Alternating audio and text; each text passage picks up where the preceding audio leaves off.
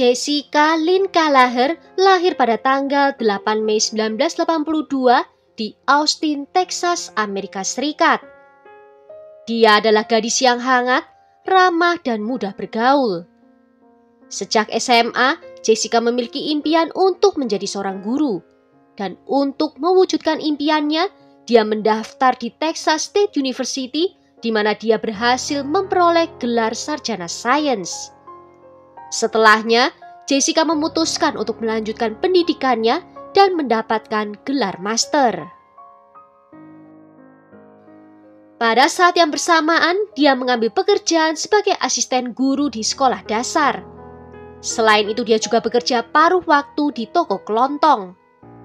Dengan pinjaman mahasiswa yang harus dilunasi, Jessica tidak punya pilihan lain selain melakukan beberapa pekerjaan sekaligus.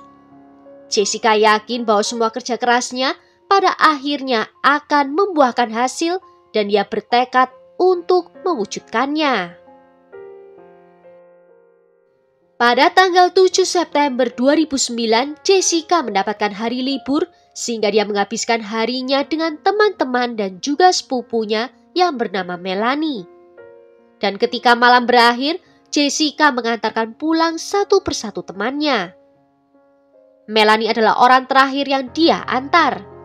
Saat itu hampir pukul 1:30 dini hari dan Melanie menawarkan pada Jessica untuk menginap saja di rumahnya.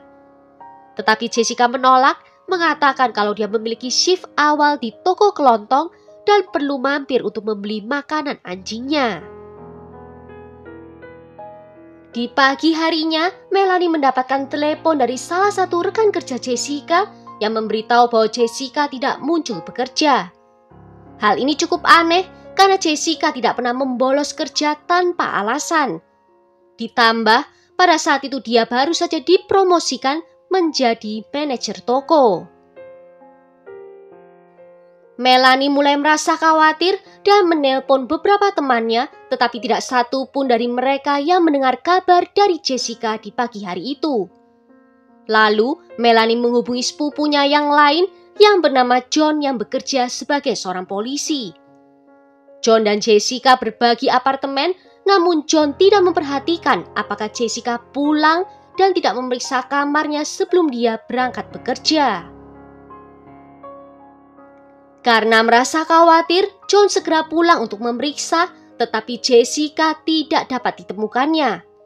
Bahkan, sepertinya Jessica tidak kembali di malam sebelumnya. Anjing-anjingnya juga terlihat sangat kelaparan. Tanpa membuang waktu, John menghubungi rekan-rekannya di kantor polisi, meminta mereka untuk melacak ponsel Jessica. Mengikuti sinyal itu, polisi melacaknya ke sebuah restoran tidak jauh dari apartemen. Melanie bergegas ke lokasi dan tidak butuh waktu lama baginya untuk menemukan mobil Jessica. Begitu dia semakin dekat dan membuka pintu, dia disambut dengan pemandangan yang sangat mengerikan. Jessica berada di kursi pengemudi sama sekali tidak responsif. Mobil itu juga terasa sangat panas, seperti telah terkena sengatan panas matahari dalam jangka waktu yang lama dan juga dipenuhi dengan kotoran manusia. Petugas polisi dan ambulans tiba di tempat kejadian. Para medis memastikan bahwa Jessica telah meninggal dunia dan tubuhnya segera dibawa untuk pemeriksaan lebih lanjut. Tetapi, satu hal sudah pasti, sepertinya dia telah diserang oleh seseorang. Sementara itu penyelidik mulai memeriksa mobil Jessica dan salah satu hal pertama yang mereka perhatikan adalah bahwa kursi pengemudi telah didorong terlalu jauh ke arah belakang.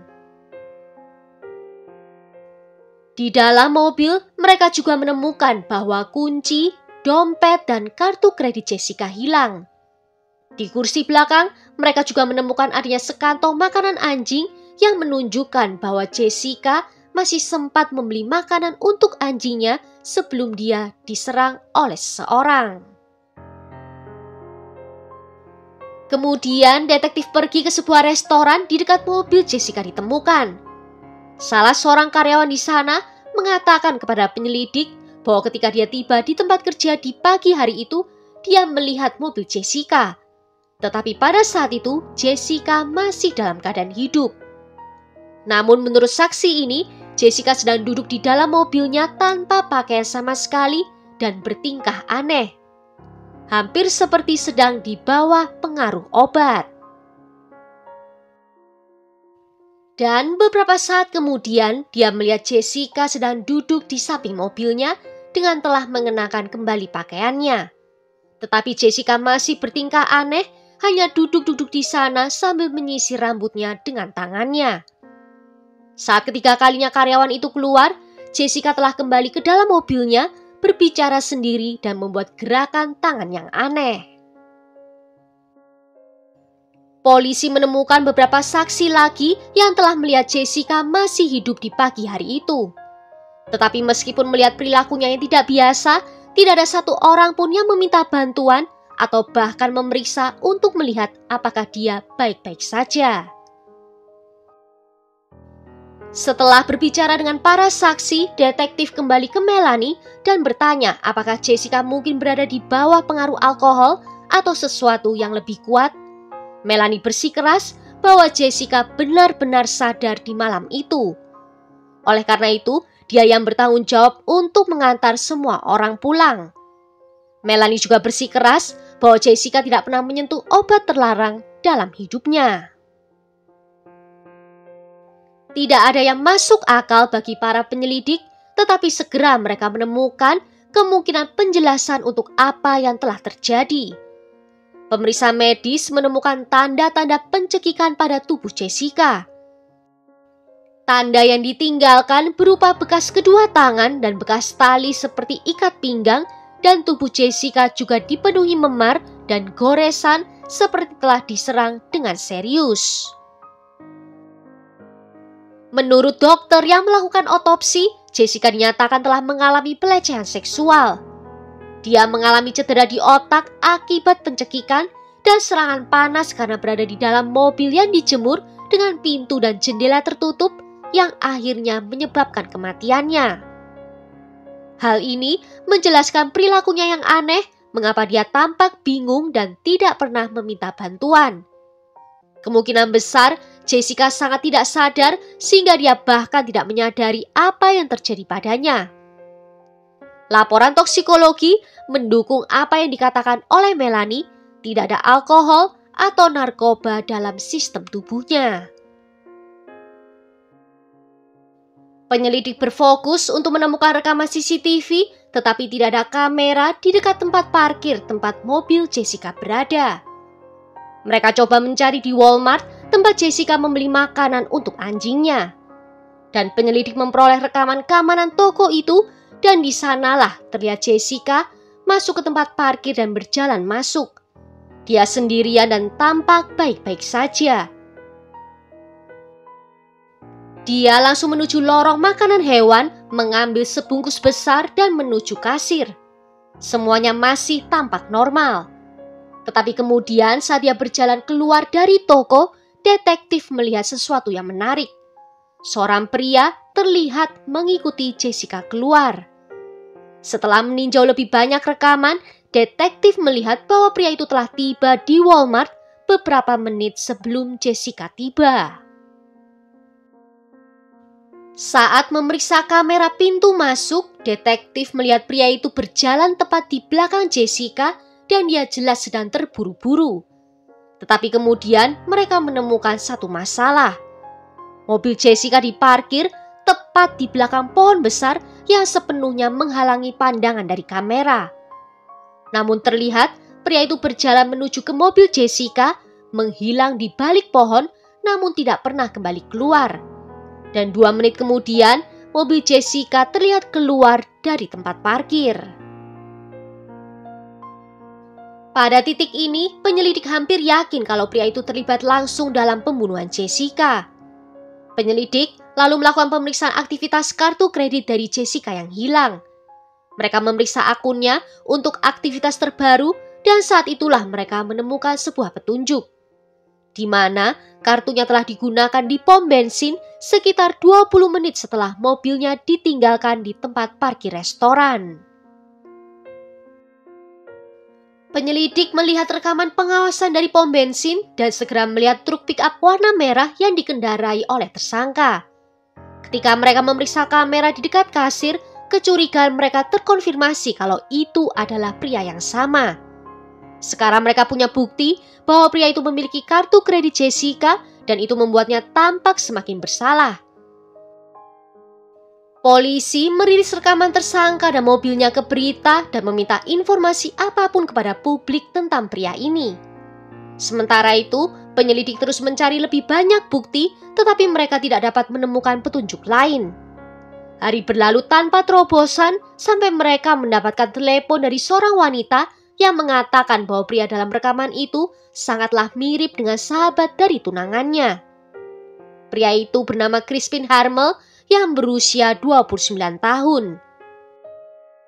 Menurut wanita ini, Crispin seharusnya mampir malam itu ke rumahnya, tetapi dia tidak pernah muncul. 5 hari setelah pembunuhan Jessica, polisi pergi ke rumah Crispin dan mereka melihat truk pick-up-nya dengan model yang sama dengan yang terekam di kamera CCTV. Tetapi ada sedikit yang berubah, sepertinya Crispin membuat beberapa perubahan seperti detail krom yang kini dicat berwarna hitam. Ketika detektif mengetuk pintunya, Crispin langsung mengakui bahwa dia bertemu dengan Jessica di malam itu. Menurutnya, mereka berkenalan melalui situs web dewasa dan telah mengatur pertemuan untuk hubungan tanpa ikatan. Crispin mengklaim mereka bertemu di tempat parkir Walmart, tempat dia masuk ke dalam mobil Jessica. Menurutnya, Jessica kemudian mengantar mereka ke taman tempat mereka berhubungan intim atas dasar suka sama suka sebelum dia mengantarnya kembali ke Walmart. Crispin juga sempat menceritakan pada Jessica bahwa dia sedang berjuang secara finansial. Jessica lalu memberinya kartu kreditnya sehingga dia bisa membayar bensin. Kemudian mereka mengucapkan selamat tinggal dan berpisah.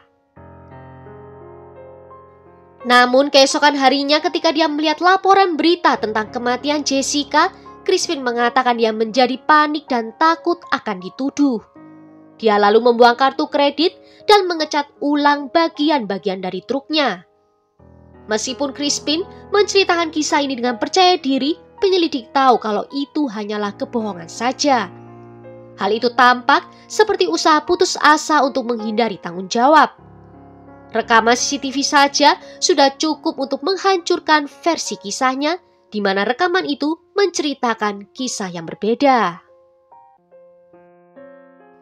Penyelidik menyita ponsel dan komputer Crispin dan ditemukan tidak ada pesan, tidak ada panggilan telepon, dan tidak ada fakta bahwa dia pernah mengunjungi situs web dewasa dan berbicara dengan Jessica di sana. Dan ketika penyelidik memeriksa komputer Crispin, mereka menemukan sesuatu yang menarik. Hanya beberapa jam setelah polisi menemukan tubuh Jessica, Crispin mencari dan membaca banyak artikel berita tentang pembunuhannya. Teman-teman dan keluarga Jessica juga tidak percaya kisah itu. Menurut mereka, Jessica bukanlah tipe orang yang akan melakukan one night stand, apalagi bertemu dengan orang asing di tempat parkir di tengah malam.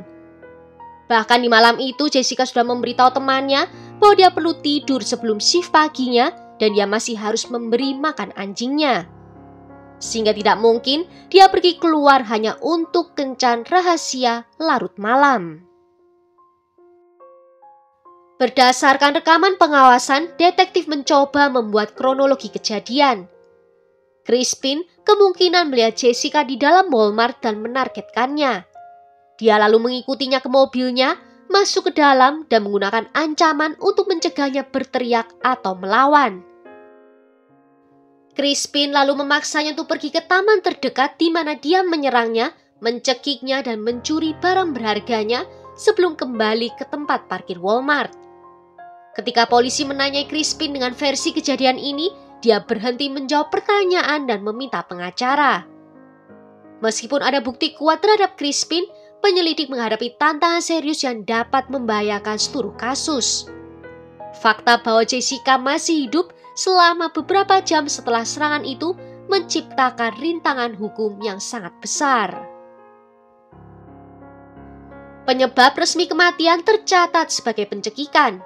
Tetapi sampai saat itu tidak pernah ada satupun kasus terdokumentasi tentang seseorang yang telah dicekik masih bisa bertahan hidup selama berjam-jam sambil berjalan dan berbicara sebelum akhirnya meninggal dunia.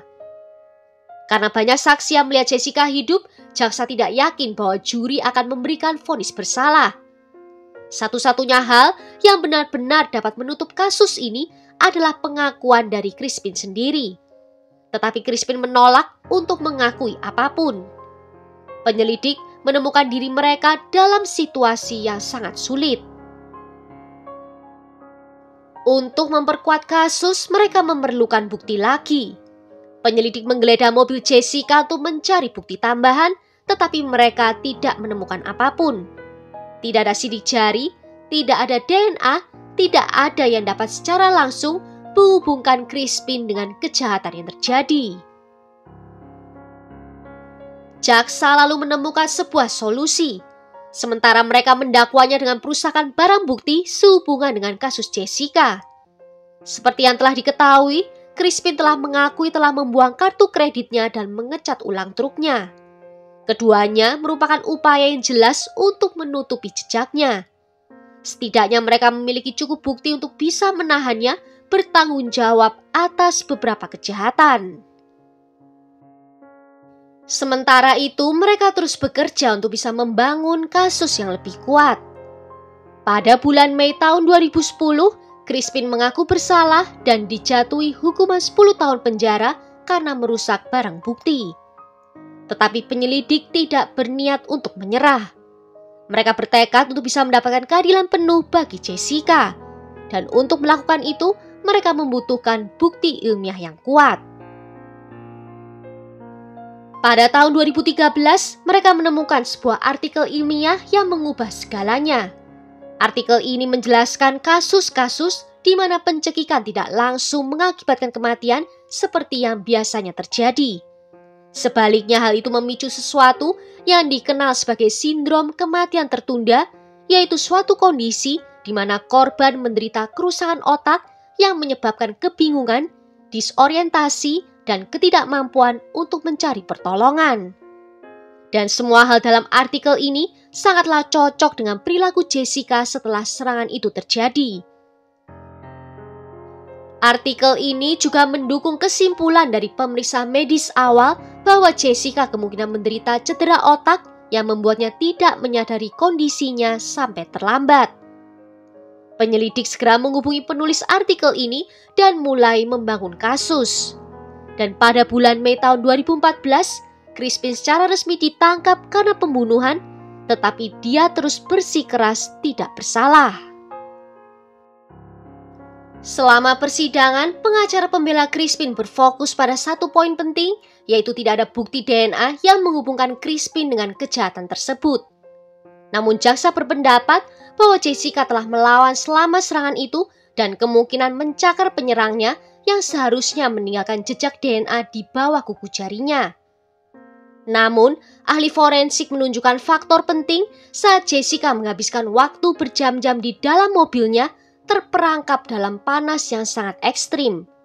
Dan pada suhu tinggi itu, DNA terdegradasi dengan cepat dan pada saat tubuhnya diperiksa, materi genetik apapun di bawah kukunya dalam keadaan rusak. Selama beberapa tahun berikutnya, tim hukum Crispin berjuang keras untuk mencegah kliennya diadili ulang dengan alasan bahwa persidangan lain akan melanggar hak dari kliennya. Tetapi pada akhirnya, pengadilan yang lebih tinggi memutuskan untuk mendukung penuntutan yang membuka jalan bagi keadilan untuk akhirnya ditegakkan. Persidangan ulang dimulai pada tahun 2018 dan kali ini jaksa berhasil meyakinkan juri tentang kesalahan Crispin dan dia akhirnya dihukum karena pembunuhan. Crispin pada akhirnya dijatuhi hukuman penjara seumur hidup tanpa kemungkinan pembebasan bersyarat. Jaksa memilih untuk tidak menuntut hukuman mati karena takut hukuman itu akan melemahkan peluang mereka untuk mendapatkan vonis bersalah. Mereka tahu argumen sindrom kematian yang tertunda masih dapat menimbulkan keraguan di benak juri. Dan dalam kasus hukuman mati, hukuman membutuhkan kepastian yang mutlak. Walaupun butuh 9 tahun untuk mencapai vonis, keluarga Jessica tetap berterima kasih kepada para penyelidik dan jaksa atas upaya mereka yang gigih untuk menegakkan keadilan.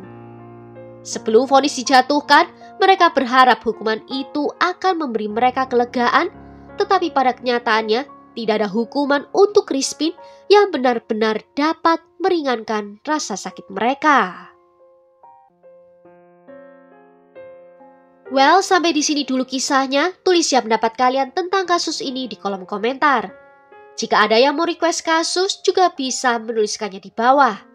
Akhir kata terima kasih kalau sudah nonton video ini sampai akhir. Sampai jumpa di video berikutnya. Ciao!